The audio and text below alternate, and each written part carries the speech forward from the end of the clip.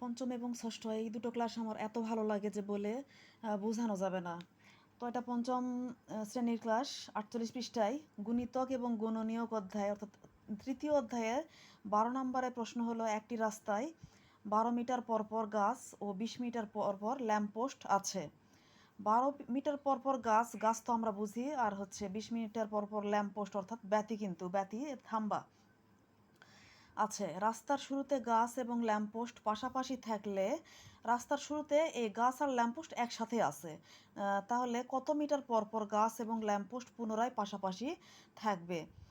তাহলে অন্তর অন্তর পরপর এরকম থাকলে যে পরপর এখানে আছে পরপর, অন্তর অন্তর পরপর থাকলে অঙ্ক আমরা কিন্তু লসাগু করি, এবং পুনরায় পাশাপাশি থাকবে, একত্রে পাশাপাশি এরকম বোঝালে লসাগু হয়। তো আমরা লসাগু করবো কিসের? 12 আর 20 এই দুটার। তাহলে 12 এবং 20-এর লসাগুই হবে গাছ এবং ল্যাম্পপোস্ট পাশাপাশি থাকার দূরত্ব। তাহলে 12 এবং 20-এর লসাগু করলে 2 দিয়ে 12 ভাগ দিলে হয় 6, 2 দিয়ে 20 ভাগ দিলে হয় 10, আবার 2 দিয়ে 6 ভাগ দিলে 3, 2 দিয়ে 10 ভাগ দিলে 5, আর লসাগু হবে না।